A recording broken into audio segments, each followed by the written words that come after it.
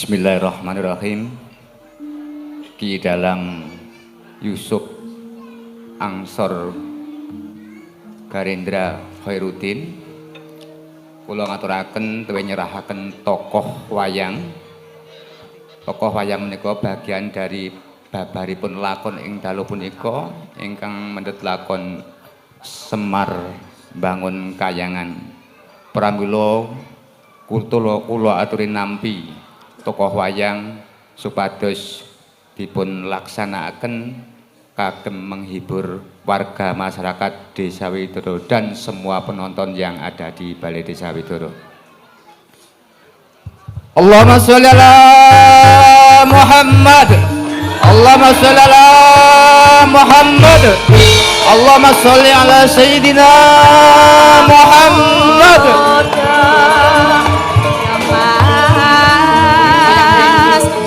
Selamat menyaksikan pagelaran wayang kulit kanthi lampahan Semar Bangun Kayangan sesarengan Ki Dalang Yusuf Angsor Garendra Khairuddin.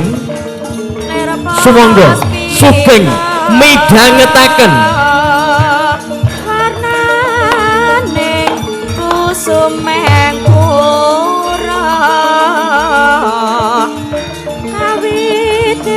kiwa ning wulan tanama anjanara lipat pasaning grahita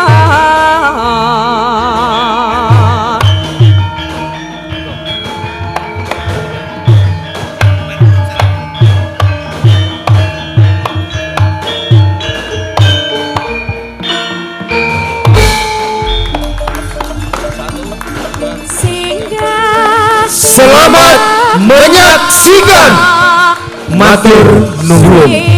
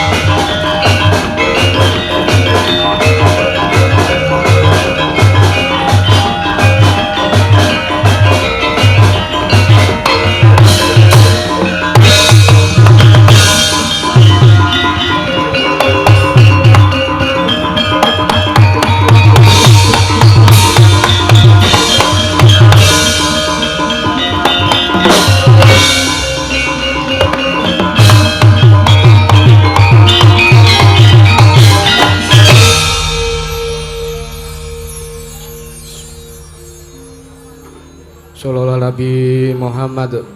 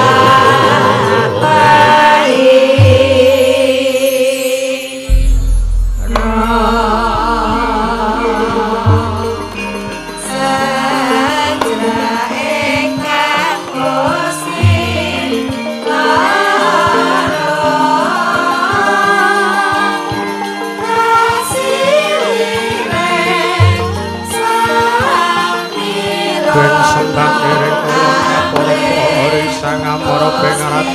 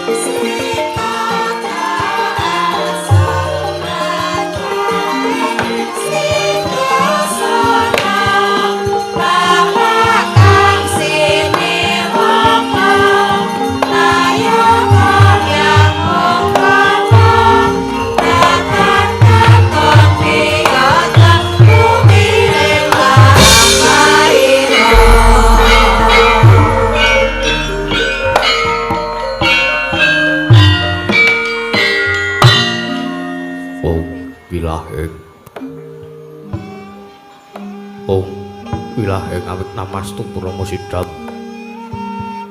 awit namastu silat mringgiwang jagat karana sirang pondro kawisisaning bisana sono sinamung nangening film westu maksih lestantun lamai buddha jinatur tutur katelo tetula-telat mring rabdeng paradya wini sudra traingkang dinama dama pinardi tameng lalata mangkiya tekap wasananing gubita tawang renggeng pralambang matumpa-tumpa marma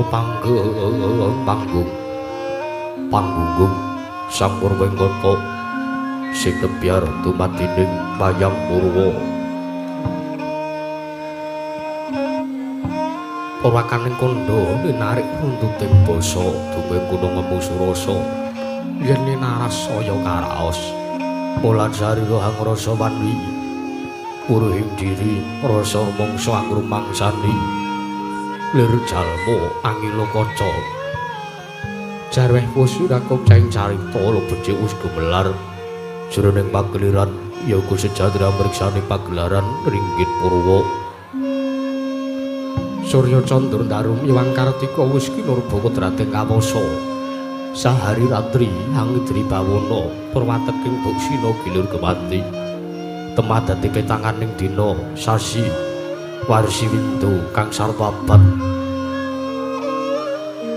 petung lantang kartu mangkar kaya sinambun toya Jawa pateng rembya dadi padhanging kutu-kutu walang katoga buronono yang burontoya dadi branan tanpa wicalan padang terawangan sinari sangiwang retna wingking arsa merbawane jagat mungguing jagat mitantuk munggup-munggup mungguing kalengan mugarabang merengangah lamun keksi ayah dilat-dilato bumi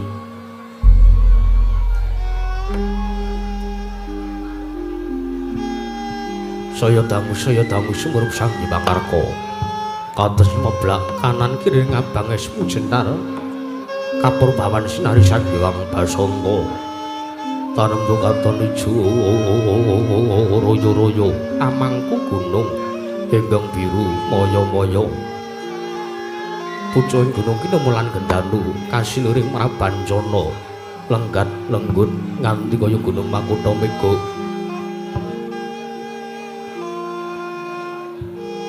tanpa tawis dangusa lan kawula tasih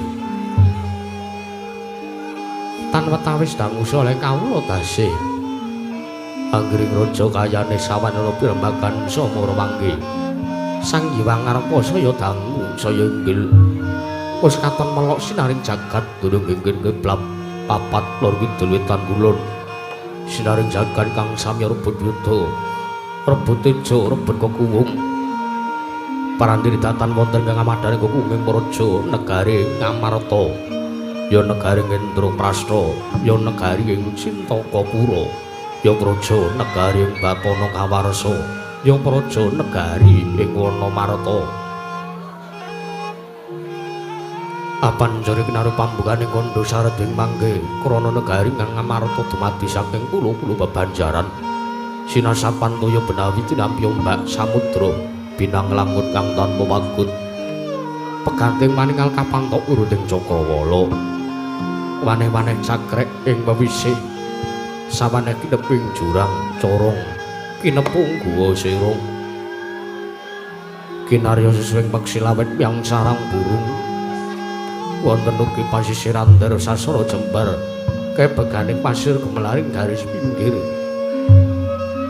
tanem tuwuhang rembuyuk raya-raya karang kitri rawe-rawe ron kalompo bumi subur pasiten mamur sadengah tinandur tangkar tumangkar kawuryan dadi gunung-gunung bebanjengan angrangsang langit lenggak-lengguk lambai toya mijil saking sendang-sendang wening nirtani iline pinara para playune tinampi wadhuk binentung-bentung kinarya eleni sawah yang pategalaning Narakisma mokal pangolaing tetani bebasan datanana bumi sajengkah ingkang sela sadaya tinanduran kang murakabi pandya Bathari Sri Anglar pasabinan Nyayah Rukmi Sari kang pinangka pratiwi pategalan rengga puluh jengeng ngrembuyuk godhongane ambiyek wae nganti kaya manglung manguwa wit-witane pala kapendhem pala kasimpar pala gumantung sadaya tanku jiwa cinawi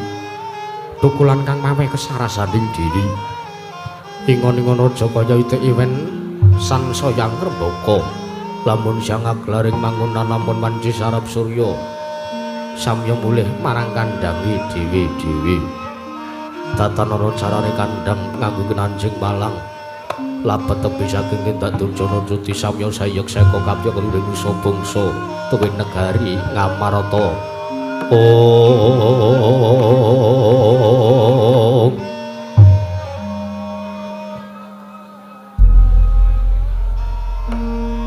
wana gumimbangi gunung anggung runeksa mira stari tumurun rah tumerah sadaya dadi guru-guru kaning lengkungan langkung-langkung lamun tinaliti sampun samya sampeting sesanggeman sepentek bisa tindak sansaya sinansaya winada wida anane mumat sinamatan daya dinayan sawiji-wiji semapan sejatining jejibahan kang pinuji temah mawujud manunggaling cipta rasa karsa ambabar karya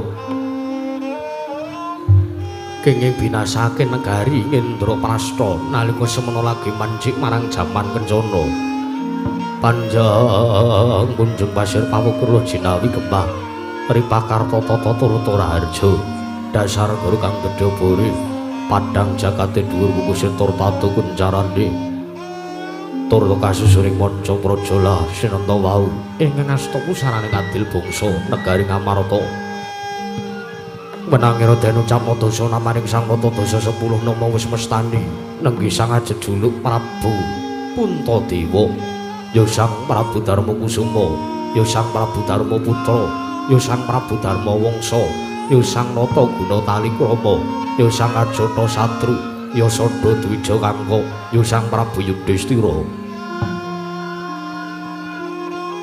nalindra pepakuning bumi ingkang anggung anjejegaken kautaman risak juga lenggah madaning dampar kecana ora montor-montor sipating Upacara Yayah Sang Hyang Bathara Dharma Wijawantah binayang bayang sangjaning Hapsara Hapsari kang wis ketingal panggung ketanggung Jaka maloro-loro ingkang samya ngambil upacara kemabon Yayah rombeng samudra ing daratan datan kantun Wiswanya Sangya anu-anu tetungguling praja negari Ngamarta miwas sangjaning para kadang ingkang sampun ketingal ngaglah bergagah Yayah prayit nanggewu nenggih menika wernanira sang Raden Harya Werkudara Satria Dipati yang tunggul pawenang ya Raden Bratasena ya Raden Bimasena ya Raden Kusuma Yuda ya Kusuma Diloga ya sang Banda Wastratmaja Satria gagah piteksa godheng weksi Marjaja turta kasinungan kasektene luwi bebasan tinata mendat jinala mender turumbak bengkung sinuda putung tatan mokal den dadosaken benteng tinanggulanging praja labat negari Indraprastha sumambung biswani rupamadya Pandhawa lenggah wonten sak pepengkaring Sang Rata Prabu Darmakusuma nenggih Sang Raden Arjuna ya Raden Janaka, ya Kumbang Ali-ali, ya Sang Kunti Wibadsuh, ya Sang Setya Margana. Dasarnya satriya bagus tanpa cacat pengawak tirta gaya teja, turta kasinungan gelar lelananging jagat lanjuring bawana. Sumambung Wiswanira waragil Pandhawa satra ing sawet jajar tuwin bumi ratawu nenggih Sang Raden Nakula miwah Raden Sadewa, ya Raden Pinten, ya Raden Tangsen. Makrung mining sangya para kawula rep sidhem permanem datanana banek walang alisik. Samya kawula samya gandeng pasisiran jejel riyel rapet pepet pipit prasasa tatu pandenggul datanpa sela.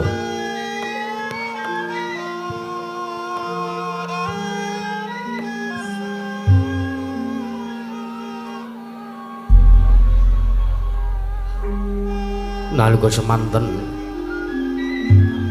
atopaning denggul sangya para kawula datanpa sela nyayara ping samudra daratan ngibarate kadya segara kang dumadi saking para kawula nayaka miwah punggawa. Makrung miring sangya para kawula samya siba wonten kresi sang nata nenggih Sang Prabu Puntadewa anampi rawuhipun Araka paring Dwaraka nalindring Dwarawati nenggih Sang Prabu Sri Bathara Kresna datan mantra-mantra simating Bathara Sang Prabu Sri Bathara Kresna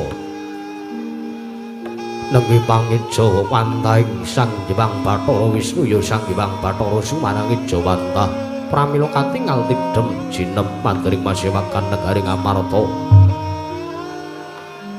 Nadyan gegodhongan datanana ingkang obah samirana datan lumampah anyarengi swasana tintrim sak madaning pasewakan awit maratelani bilih Sang Prabu Darma Kusuma arsa medhar sabda pangandika anyarengi rawuhipun Sang Prabu Sri Bathara Kresna dadosaken tintrim kanyut kang pinangka warja. Kanyut ujaring wanging nang marjo jaring wakeca nginanga durung abang ngidul durung manjing dasaring partala kasarungang saking para kawula ndadosaken pratandha Sang Prabu Puntadewa arsa medhar sabda dada kumangling wijining pangandika Sang Prabu Puntadewa ingkang kabdering kababaring lisan mangrombeng para kawula kanca ngangsek kanca ndodhok kanca ngangsek kanca.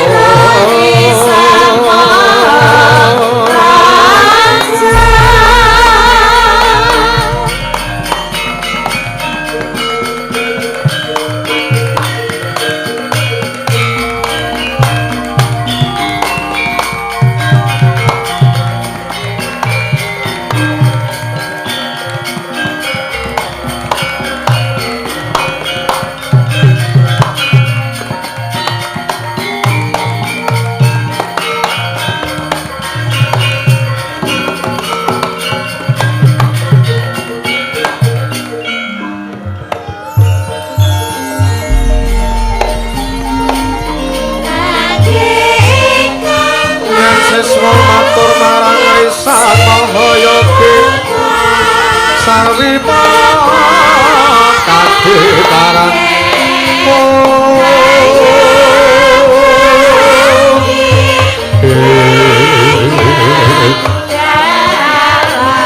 Asaning yuan bumi mati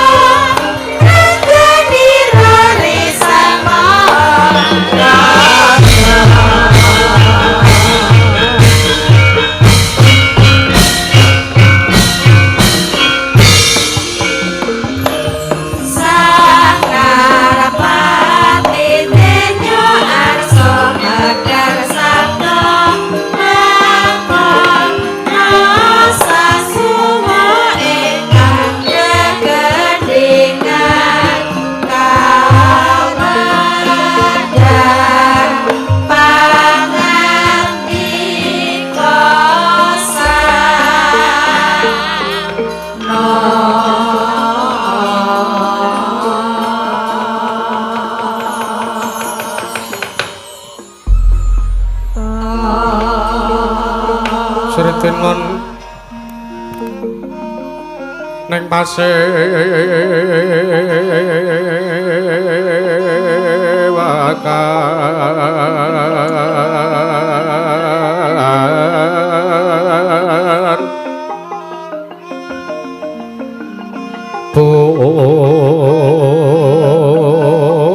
busana maneka warna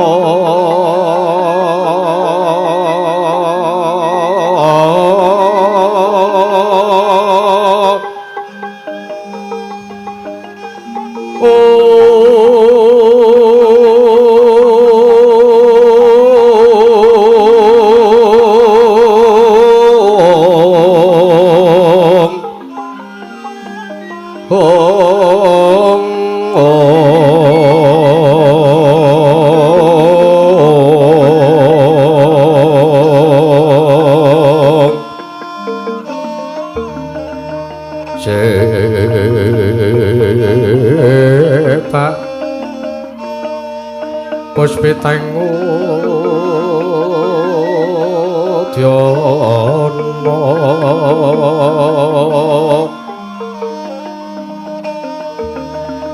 Nyawang Pansra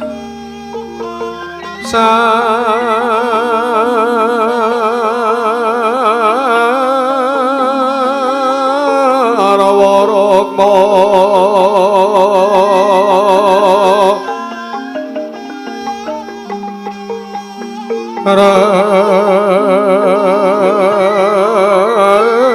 Ranggeng Manik Nara Narawata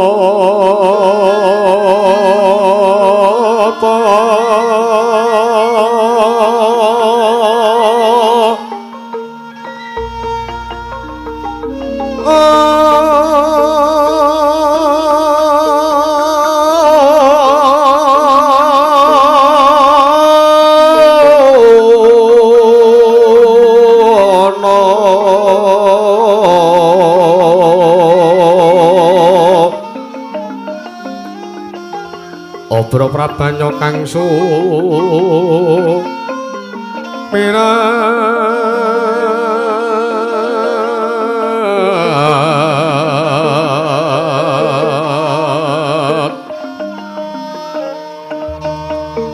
kenyaring neca laliwaran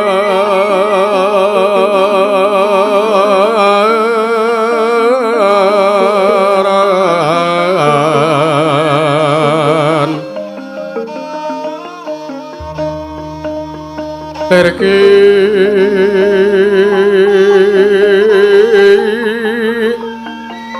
sisireng adet ong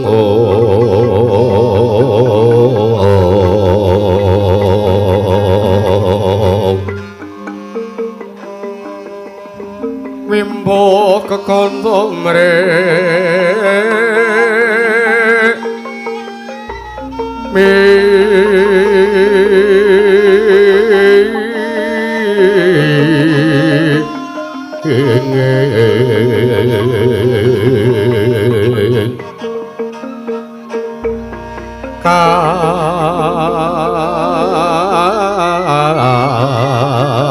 tiuping marota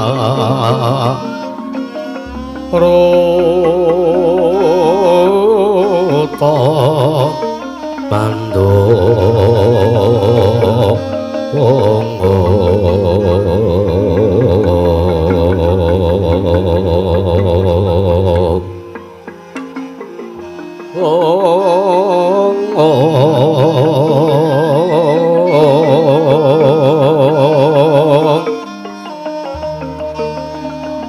saparan mangambar kongas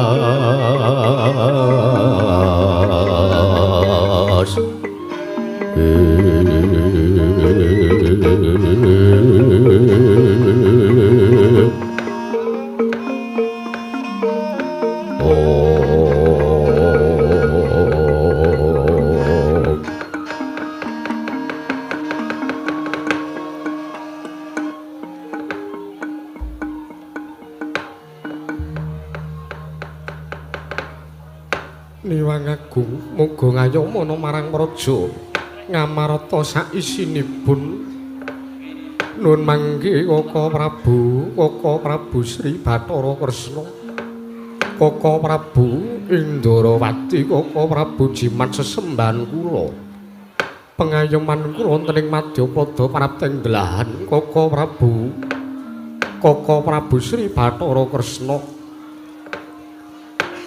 Sarawa paduka Kanjeng Kaka Prabu Sri Bathara Kresna rawuh wonten praja negari ing Ngamarta Kaka Prabu damel kejot tiasmanahipun ingkang rayipun Darma Kusuma teka kula nampi rawuh paduka Kanjeng Kaka Prabu ingkang sengkan-sengkan datan pepoyan menawi alit utusan gandhik sak kembaran Kaka Prabu ingkang rayi saestu nungsung mawarata dinten sakmangke ambagaken dhumateng rawuh paduka Kanjeng Kaka Prabu Sri Bathara Kresna rawuh wonten praja negari Indraprastha ingkang rayipun Darma Kusuma ngaturaken pudya pangastawa tuwinasung pasegan panakrami mugya kunjuk wonten ngarsanipun paduka Kanjeng Kaka Prabu Sri Bathara Kresna jagat pangestu ngrawayah para jagat nuninggih Yayi sakalangkung ingkang raka ing Ndrawati nampi timbalan paduka Yayi Prabu Darma Kusuma dinten sakmenika wonten praja negari Ngamarta sanget damel bombong tiasmanahipun ingkang raka ing Ndrawati teka sawanipun ingkang raka kabagyaken kanthi prayogi dinten sakmangke sowan kula piyambakan ing sakmangke kula namung ngandhi dumateng kadang kula ing kasenopatan inggih menika pun Yayi ing garba ruci nggih Dimas Setyaki. Yayi, pudya pangasta tuwinasung pasegan panakrami sampun ingkang raka tambi. Akarya bombong tiasmanahipun ingkang raka ing Dwaraka. Mboten katalumpen. Ingkang raka para ing Dwaraka ngaturaken salam taklimipun ingkang raka ing Ndrawati mugya kunjuk katur wonten ngersanipun paduka Yayi Prabu Darma Kusuma. Yayi Prabu Puntadewa. Inggih Kaka Prabu damel bombong tias manahipun ingkang rayipun Darma Kusuma pareng pangestu paduka badhe kula cancang pucing weni dumawing widang rumeketing merdaya saestu ndadosaken cahya recahya daging rah kayiwanan Kaka Prabu mugya kaskecaken lenggah paduka Kaka Prabu Sri Bathara Kresna nun inggih Yayi pisanipun ingkang raka ing Ndrawati sakmangke sampun boten kirang prayogi anggen kula ngadhep sawan wonten ngarsa paduka Yayi Prabu Darma Kusuma Yayi Prabu Puntadewa wah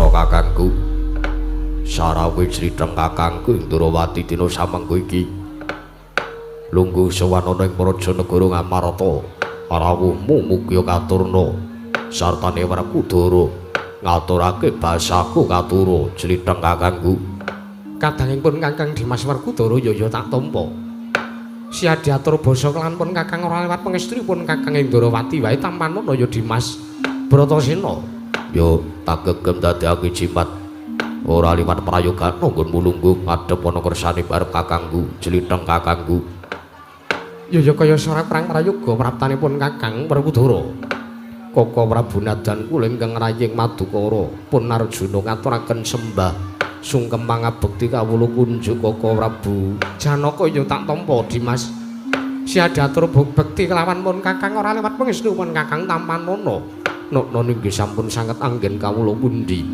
Koko Prabu kula ngaturaken sembah pangabekti kula kunjuk nggih Koko Prabu kula ngaturaken sembah pangabekti kula kunjuk Koko Prabu kadangipun Kakang Yayi kembar nek kula sedewa pinten tangsen wis tak tampa sembah siadi ora lewat pangestunipun Kakang bae Tampanono dimasak kloron kembar nak kula sedewa nokno inggih sampun sanget anggen kawula pundi akarya jimat mugi ndayanana marang kasantosanipun ingkang rayi ing sawet jajar Koko Prabu sampun kula tambi mugi kaskecakel lenggah paduka Kanjeng Koko Prabu ya kaya ora kurang prayoga Dimas kembar nek kula sedewa praptanipun Kakang ning praja negara Indraprastha pinten tangsen Koko Prabu sewu-sewu lepatanipun ingkang rayipun Darma Kusuma tadah wadana kula nuwun mangke teka dinten sakmenika ingkang rayipun Darma Kusuma nampi rawipun Maduka Kanjeng Koko Prabu ingkang sengkan-sengkan datan pepoboyan menawi alit utusan gandhek sak kembaran agengipun utusan Ayaka Praja saking Praja Negaring Dwaraka Koko Prabu teka dinten sakmenika paduka rawuh wonten Praja Negaring Ngamarta saestu ingkang rayipun Darma Kusuma nyadhong deduka saha nungsung mawarta menawi kepareng tumunten kawedharing kathah nanging menawi wadi tumraping para kadang sentana Koko Prabu saestu kula badhe nganti dumateng paduka awi kula dherekaken manjing sak lebeting kedaton apan catur netra kan ingkang rayipun Darma Kusuma ingkang rayipun Darma Kusuma nedya nganglungaken jangga nilingaken karna mastuti sabdatama dawuh pangandika paduka Kanjeng Koko Prabu Sri Bathara Kresna Indrawati Koko Prabu Om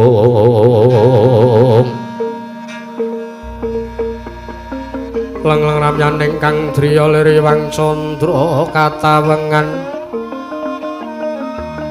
sumu ing jas kato retan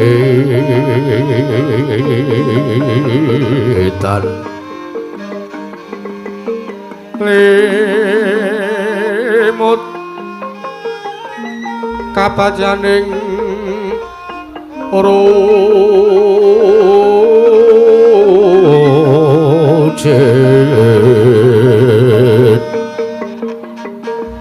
rem-reming triyama nawo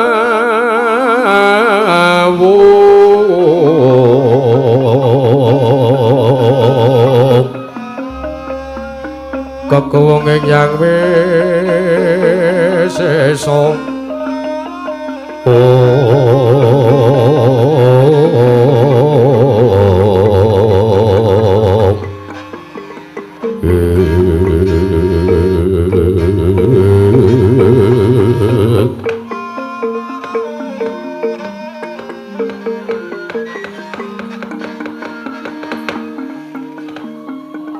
jagat pangestu wayah para jagat nuwun sewu Yayi Yayi Prabu Darma Kusuma sakalangkung padu Yayi Prabu Puntadewa miji dhumateng pisanipun ingkang Raka para Indrawati dinten samangke Yayi sanget kejot manahipun ingkang Raka Indrawaka teka sareng kula tambi timbalan paduka wa sing rembak paduka animbali utawi amiji dhumateng wigatosipun ingkang Raka sowan wonten Praja Negaring Ngamarta Yayi kula nuwun sewu mugi ndadosna ing kawuningan bilih Sabta ari kapengkeri paduka Yayi Prabu Darma Kusuma Yayi Aji atur nawala kaningkang raka ing Ndarawati.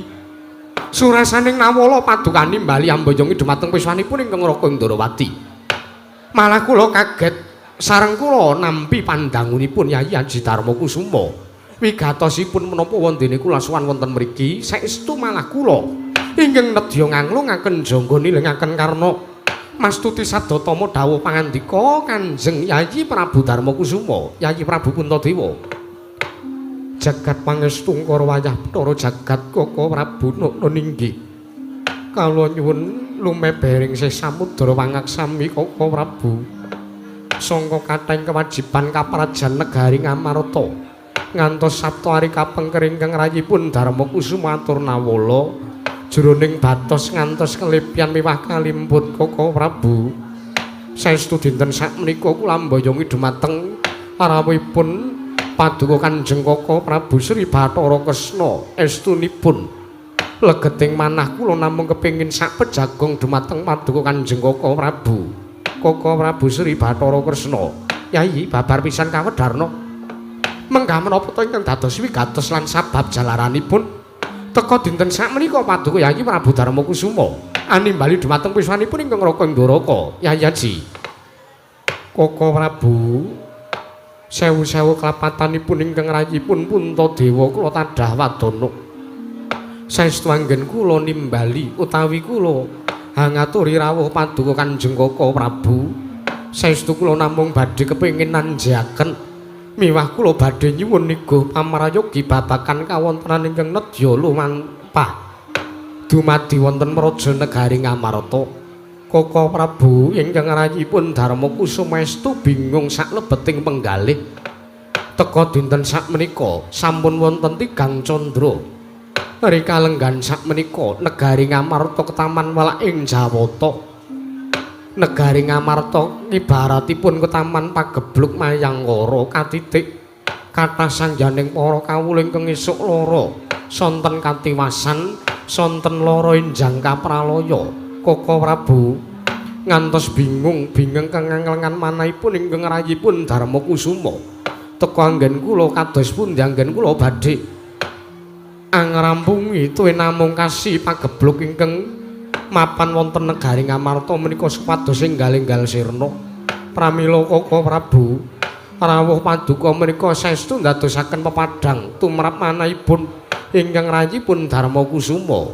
Clitheng Kakang Guyu pancen ya yektine wusana 3 candra ya 3 sasi kalungguhan samengko iki Praja Negara Ngamarta ketaman pagebluk kamangka wis ora kurang-kurang gone Pandhawa sartane Puntadewa kakangku ngaturi rawuh Brahmana winasih sewu sugata miyang para nipuna kinarya nambah rakane praja wondene gagar migar tanantu karya mula gandeng resna kakangku kuwi Nalindra sing nglimpat wasis buntas marang kawruhi. Wah, tak jaluk criteng kakangku paringa dawuh sawangen kaca paisan apa sing bakal dadake sabab sarana waluyaning praja Negara Ngamarta criteng kakangku. Jagat pangestu karo wayah para jagat. Yayi Prabu wonten timbalan Kaka Prabu. Saestu kejet manahipun ingkang raka ing Ndarawati teka kula nampi dawuhipun paduka Yayi Prabu Darma Kusuma. Lan kula nampi aturipun kadang kula ing Jodipati. Yayi saestu menawi ingkang raka metang, saestu menawi ingkang raka anyu murupi ngawuningan dumateng kawontenanipun para kawula wonten Praja Negari Ngamarta menika. Nuwun sewu. Anggen paduka paring dawuh miwah para kawula ngarosaken bilih sampun wonten 3 candra rikalenggan menika. Para kawula Negari Ngamarta miwah para Pandhawa nampi pagebluk saking para Jawata menika kula nuwun sewu. Kula nedya nyuwun mriksa dumateng paduka Yayi Prabu Darma Kusuma. Menapa salebetipun 3 candra menika pamong agungipun para Pandhawa inggih menika pun Kakang Semar Badranaya. Salebeting wekdal 3 candra menika sowan wonten Praja Negari Ngamarta menapa mboten Yayi? Nuwun sewu amit. Ingkang namipun para Pandhawa menika sepisan datan saged tuwal saking Nata Ndarawati. Jer ngibarat Pandhawa menika, ngibarat Pandhawa kaliyan Nata Ndarawati menika kreta jaran sakusiripun ingkang dados kusir menika ingkang raka ing Ndarawati kreta jaranipun menika para Pandhawa Lajeng ingkang kalih Pandhawa menika boten saged dipun tilar dening para pamong agung. Inggih menika pamomonge para Pandhawa ingkang tansah ngulati datan kendhat momong dhumateng awontenipun para Pandhawa. Yayi, saestu kula menika namung badhe nyuwun mriksa. Jenenyatanipun para Pandhawa miwah negari Ngamarta menika saged maluya nirmala temah jati temah mulya. Menawi sak mangke kesampiran pamonge ngagung negari Ngamarta, Yayi, Yayi Haji. Sigra-sigra yen permana kanca Sikra ngrakit nawang sesangka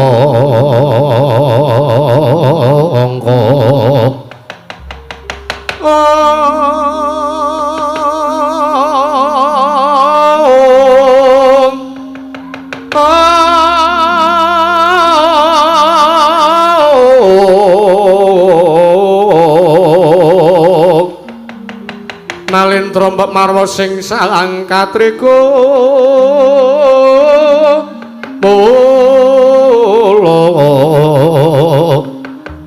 katriku mulung mangrompak ing wadya kurda kurore kagiri-giri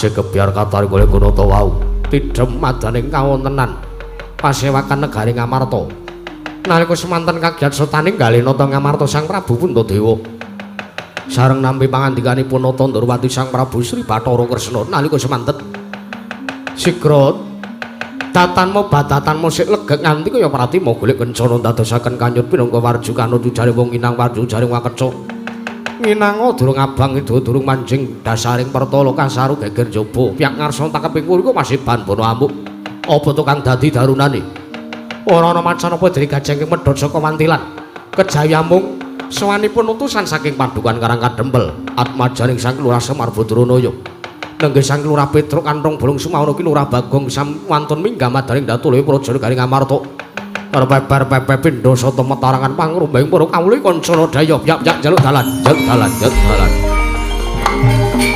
Muri budaya ning ati Murane wong rembaka sajroning negara Aku malah seni kang kawantan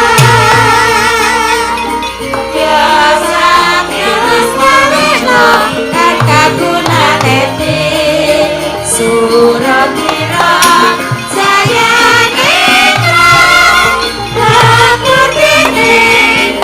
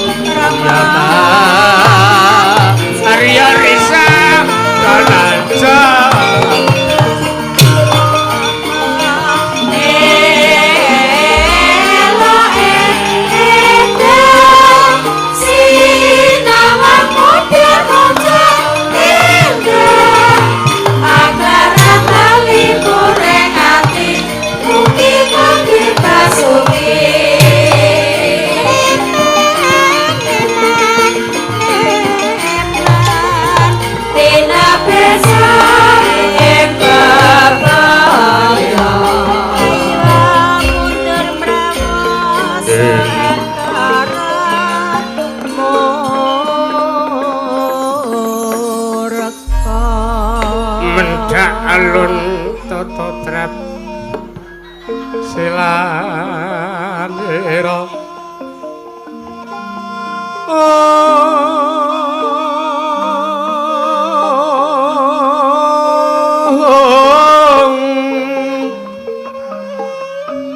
ngecamaken astanira kalih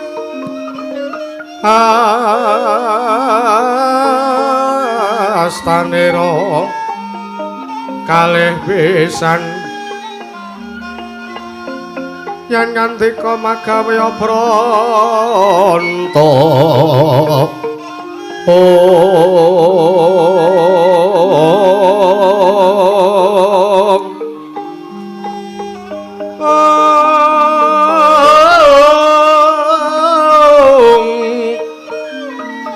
yen ngandika magawe pranta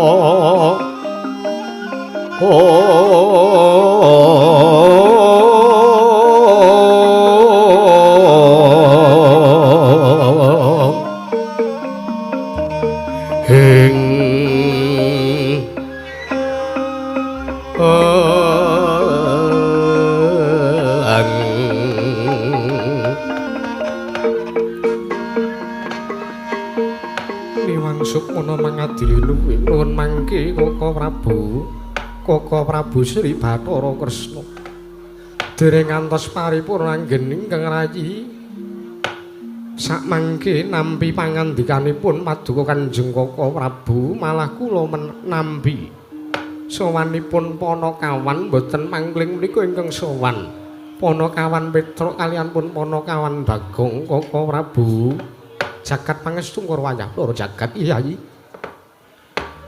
Perkawis menika ugi damel kejot manahipun ingkang Raka Indrawati teka samangke Panakawan sonten-sonten sowan wonten ing Datulaya Praja Negari Ngamarta. Inggih. Kamangka nuwun sewu. Panakawan menika adat saben inggih karang sampun kulinten kalian para Pandhawa. Adan saben pendak-pendak sowan wonten Praja Negari Ngamarta mesti mawon Bagong menika lho Yayi. Bagong menika ingkang tansah singlar miwah nilar dhumateng tata kramaning kaparajan. Cobi to. Menapa memper ing atasipun sowan Nalendra, sowan wonten ing Kedaton Negari Ngamarta. Menika kok wah mboten memper babar pisan. Ning atasipun Bagong menika ngginakaken serandal jepit kemawon kawontenanipun kados mekaten sarwa kuciwa Yayi. Langkung-langkung menawa Bagong menika karmenanipun menika ngisruh dumateng rencang-rencang wingking. Inggih Koko Prabu inggih. Nanging sinaosa mekaten Yayi, Panakawan menika ugi kalebet pamonging para Pandhawa. Mbok bilih wonten wigatos kula aturi andangu dumateng sawanipun Petruk Kanrong Bolong kaliyan pun Panakawan Bagong menika. Inggih Koko Prabu kula aturi lenggah ingkang prayogi kula nedya andangu dumateng pun Panakawan Petruk kaliyan Bagong. Petruk Kanrong Bolong sawise asat kang dadi napas asu kang dadi riwi padha kanthi slamet sak sowanmu Panakawan Petruk Kanrong Bolong. Yai Nun kula nuwun amit pasangkriman tabe tinebena nglodoni dumawing tawang tuwang tinebena saking siku dendaning Bathara miwah sedaya tulak sarik. Sewu-sewu kelepatanipun ingkang abdipun Petruk Kanrong Bolong kula tadhawadana sinuwun. Samangke paduka sinuwun Prabu Darma Kusuma miji dumateng piswanipun ingkang abdipun Petruk Kanrong Bolong. Kepareng wilujeng sowan kula boten manggalangan setunggal punapa. Kula ngaturaken sembah pangabekti kula kunjuk sandhep pepada paduka Gusti kula Sang Nata sinuwun Prabu Darma Kusuma. Iya Nun. Uyi. Ya Petruk Kanrong Bolong tak tampa ora lewat pangestuku tampanana Petruk Nokna inggih sinuwun. Sampun kepareng sanget anggen kawula pundi ndadosna jejimat mugi dayanana marang kasantosan lair lan batosipun Petruk Kanrong Bolong. Prayogakna Petruk inggih sampun boten kirang prayogi. Panakawan Bagong padha kanthi slamet sowan mono ing Praja Negara Ngamarta. Panakawan Niwang Sukmana mangadili nuwe. Hong pawana langgeng. Sinunggi datan awrat. Hai nok-nok nggih sinuwun. Modar ora. Ngapa to Gong ora? Nang kraton enek sekro barang ana. Ayo dilih ora. Nok-nok nggih sinuwun Prabu Darma Kusuma. Amiji dumateng pisukanipun ingkang abding katemenggungan. Pun Bagong wilujeng sowan kula mboten manggalangan setunggal punapa. Nyuwun pangapunten menawi sowan kula singlar saking tata kamkrekak. Ya apa? Tata kramaning kaprajan negari Ngamarta. Awit kula menika namung kepengin mbuktekaken sinuwun. Mbuktekke apa Bagong? Kula menika namung kepengin mbuktekaken bilih sinuwun Darma Kusuma menika nalendra sing merakyat. Iya Bagong. Nggih. Dadi enten kawula cilik kaya kula niki sewanteng Datulaya Praja negari Ngamarta mboten dibedak-bedake, ora dibedakke mbuh derajat kula napa, mbuh derajat kula kere, mbuh derajat kula menika pejabat napa mbotene. Sinuwun Darma Kusuma tansah merespon dengan positif wontenipun ingkang abdipun Panakawan Bagong. Iya Panakawan. Ha nggih, wonten mriki kula kepengin mbuktekaken bilih sinuwun Puntadewa menika estu nalendra ingkang luhur babudanipun. Jernyatanipun mboten lara ati nek kawulane sowan kedaton kok tak mongko tanpa tata krama mboten lara ati. Teges sinuwun Puntadewa niku mboten lali, sinuwun Puntadewa niku mboten kesupen nek le dadi nalendra madhek ratu ning Prajanegara Ngamarta niku merga dicoblos kawula cilik kaya kula niki. Iya Panakawan Bagong. Nggih, mboten sah tepuk tangan, mboten sah. Iki dikeploki kok ya ora seneng. Ora ana sawirane wae ora. Monggo. Iya Panakawan. Nggih.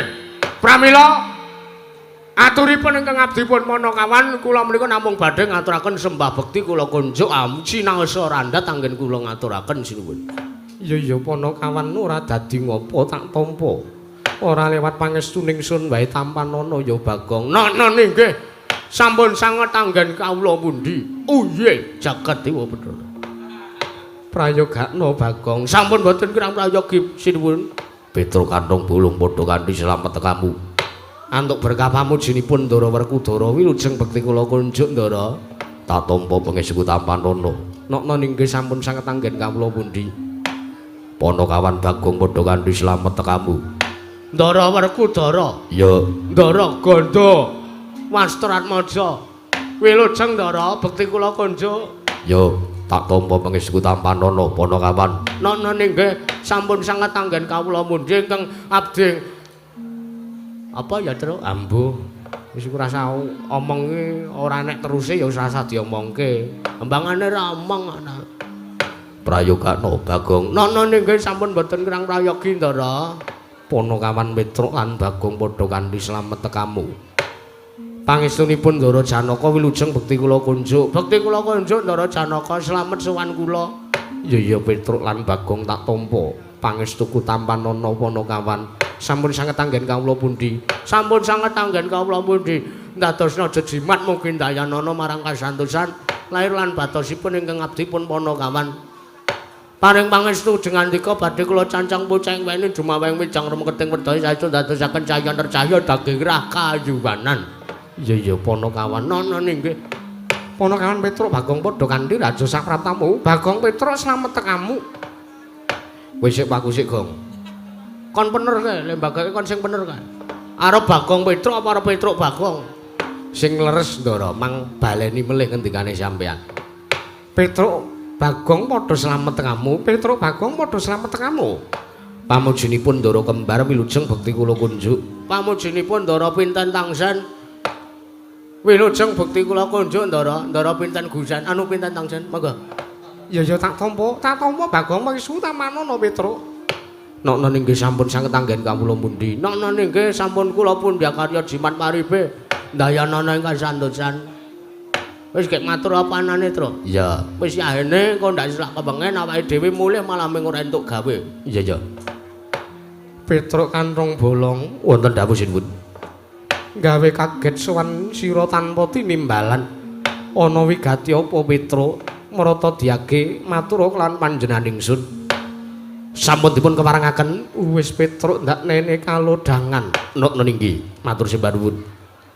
Kepareng arat dimajeng anggen kula matur sinuwun. Iya Petruk ora dadi ngopo nggih.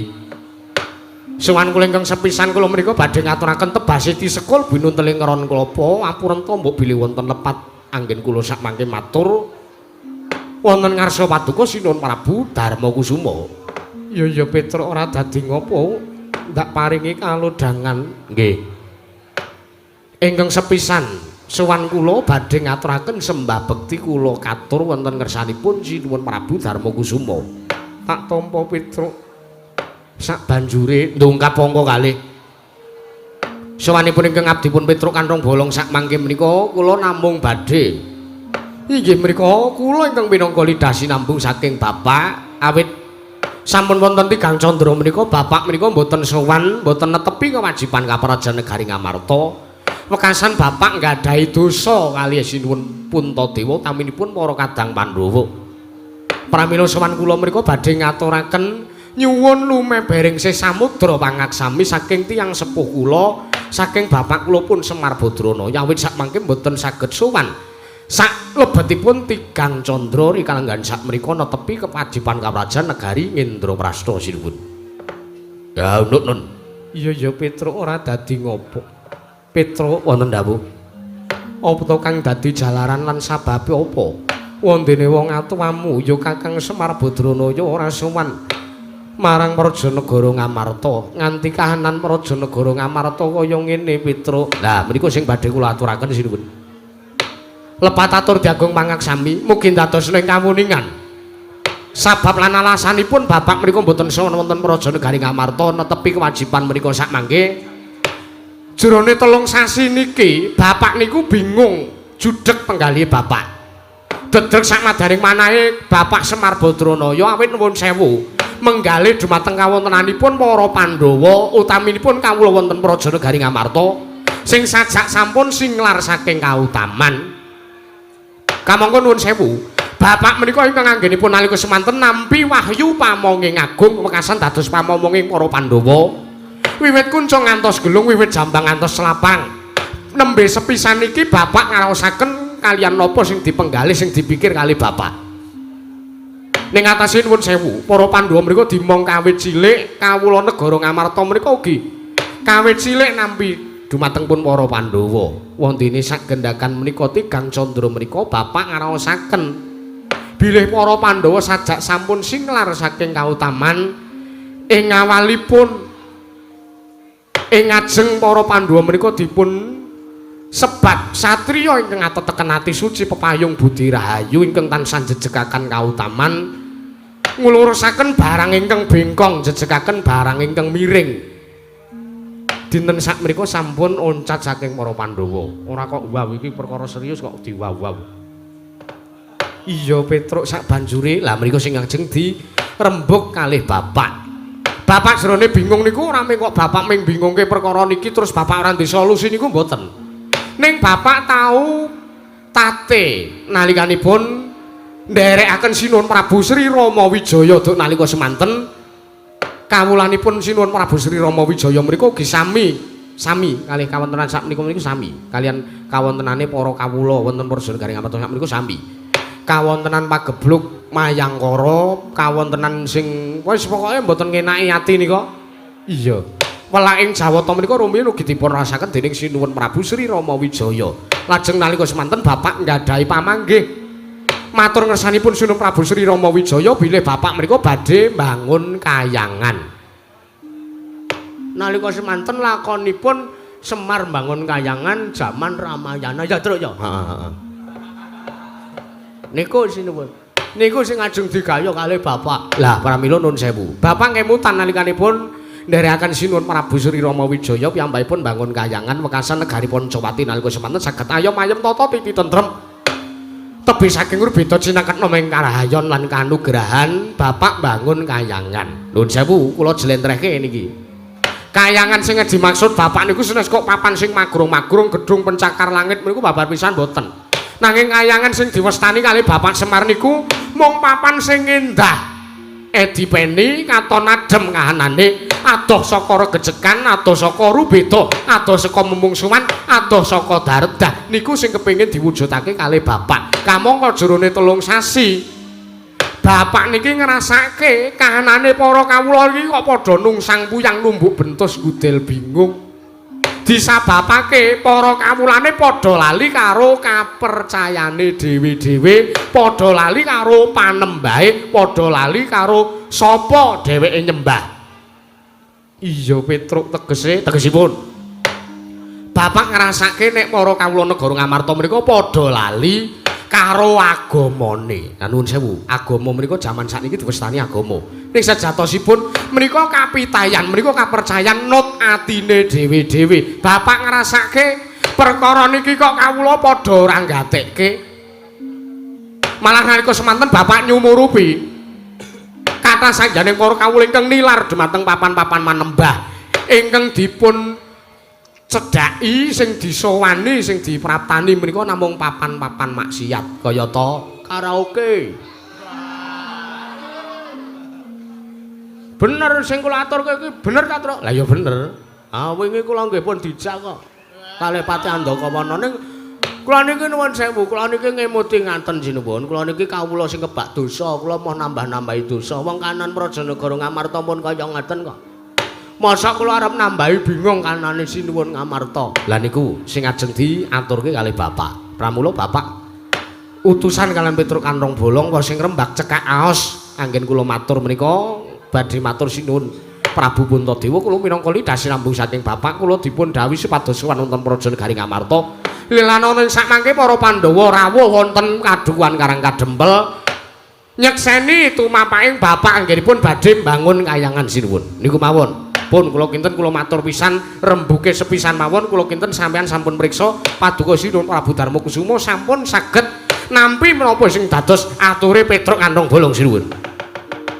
Jaja muntaplir kinentap duka yayasinipi netra kocang ondarantir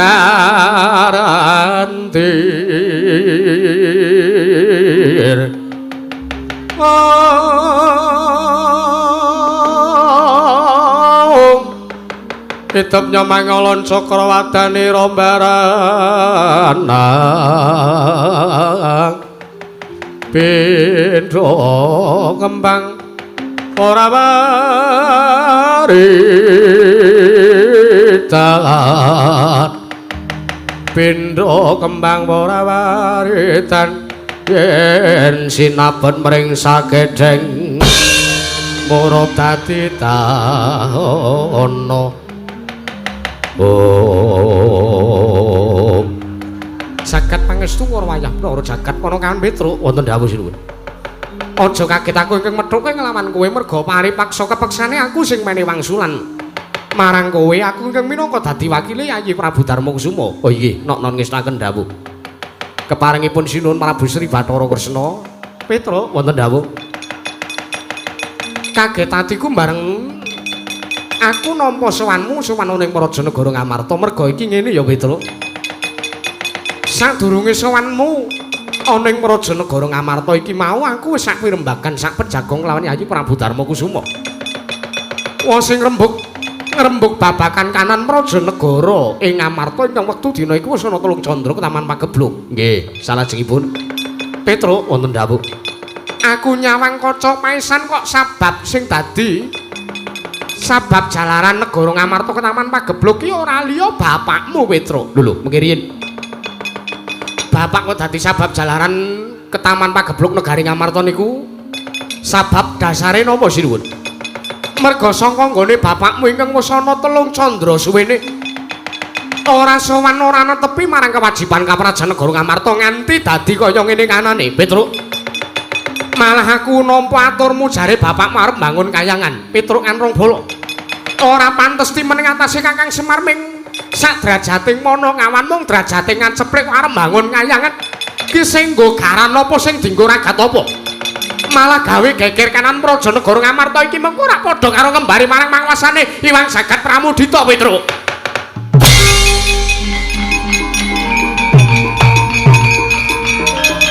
Iki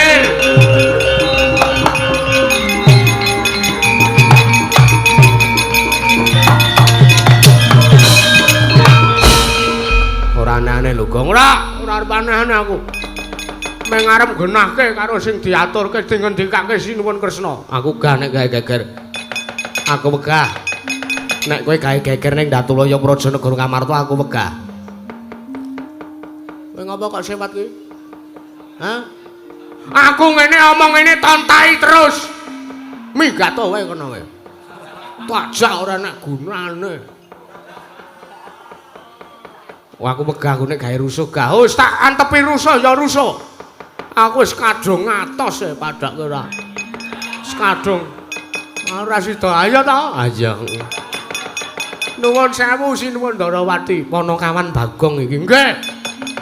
Arep ngopo saja ora trima karo apa sing tak aturake. Nggih. Blaka suta kula mboten narimakaken. Tantrimanipun ingkang abdipun Bagong. Sik sinuwun, sik. Sampeyan mau ngendika napa? Sampeyan ngendika sing pungkasan mau sing sampeyan ngendikake napa? Sing dienggo ragat Kakang Semar iki apa?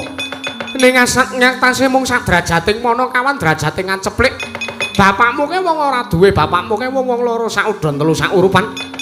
Teko arep mbangun kayangan ki ra padha karo arep ngembari marang panguwasane Wang Pikulun Manik Maya.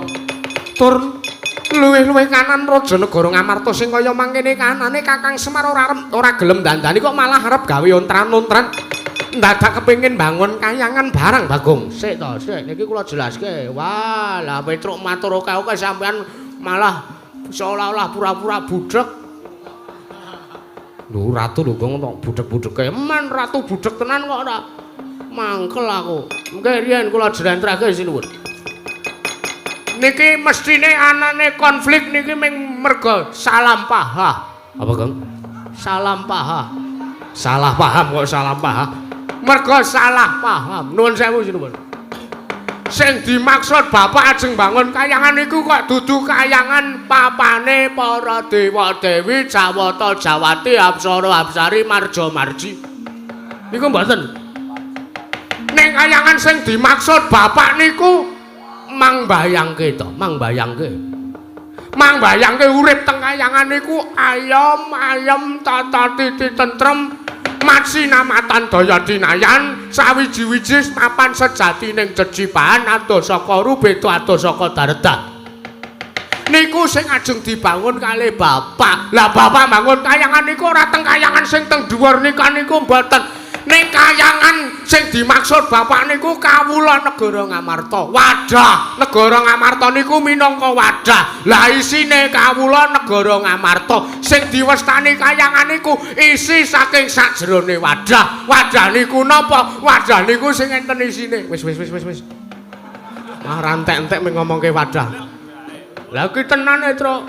Tak jlentrehke tenan iki sinuwun.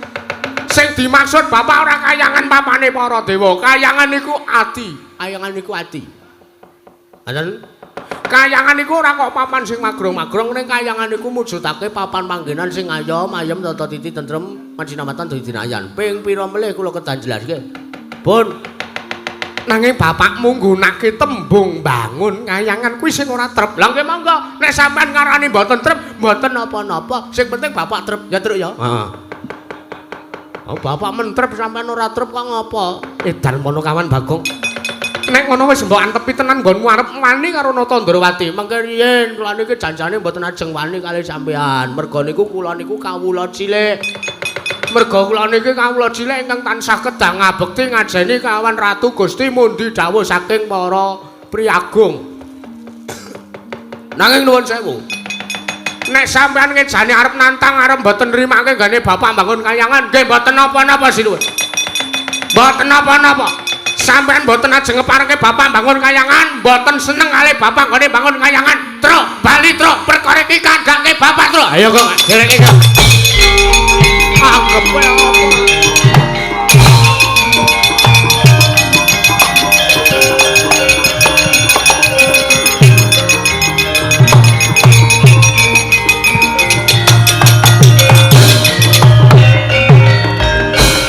Prabu kula nuwun sewu. Teka dados mekaten kawontenanipun jlitheng kakangku teka dadi kaya ngene kanane. Kriwikan dadi grojokan geguyon dadi tangisan. Kae mengko ora wurunga yen to Panakawan Petruk lawan Bagong. matur apa sing dadi wigatine, matur kelan apa sing tak aturake. Nggonmu ngiyas sartane ora seneng karo sing dadi kayuane Semar. Waduh nyono cerak nyono mesti Semar bakal duka ora trima kelawan para Pandhawa luwih-luwih Kresna kakangku. Mula kowe gelem ora gelem kudu nrenggalangi gandeng perkara iki wis mbok bibiti kowe kudu wani ngrampungi perkarane. Janakayu tak dereke metu njaba ya.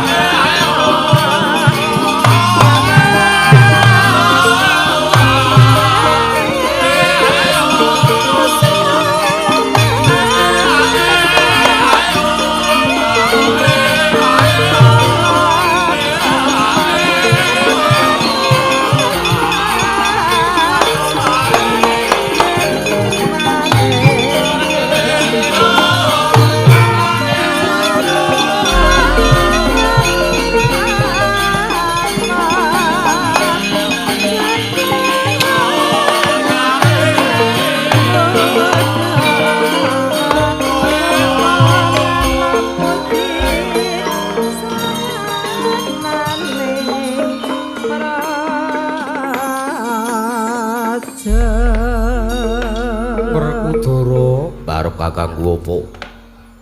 Ndak rasa pangandikane Koko Prabu ingkang kaya mangkono mau ora trep. Jalaran panjenengane Koko Prabu wis ngiyas kelawan asmane Kakang Semar Badranaya.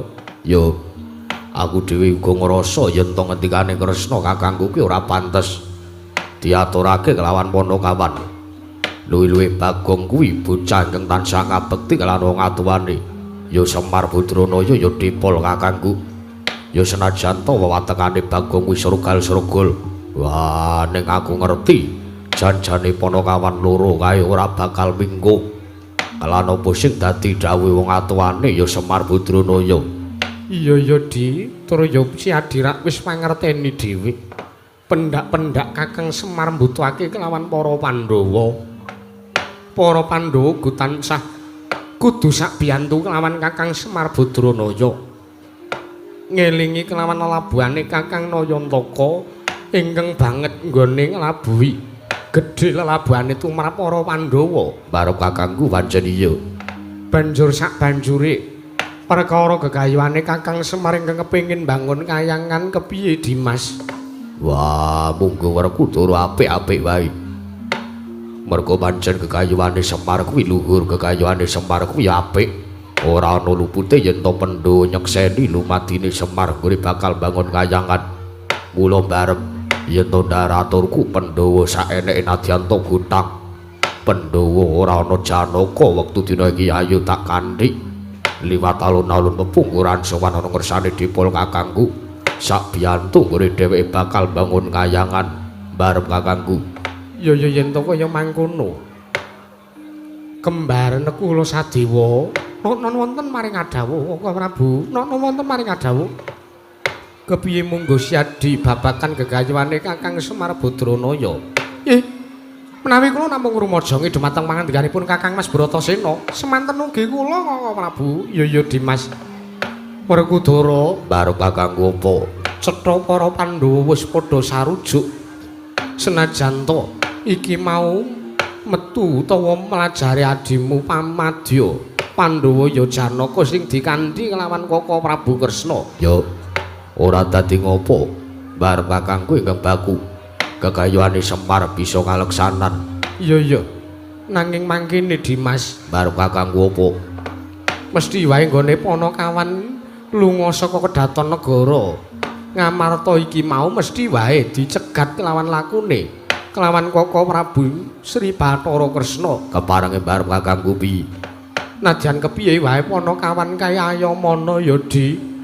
Ayamana aja ngasih mengko.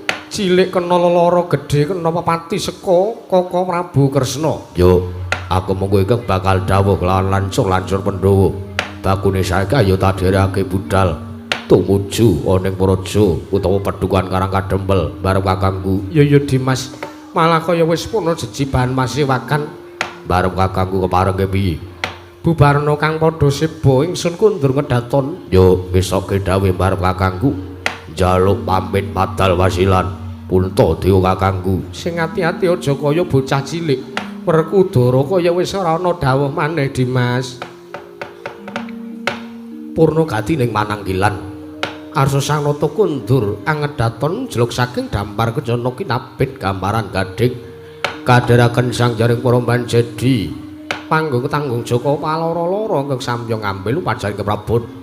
Kawisa saking Mandara tindak nyosang Sri Naranata. Lamun katuna saking Mandara candarane kadya dewa kairing widodara widodari.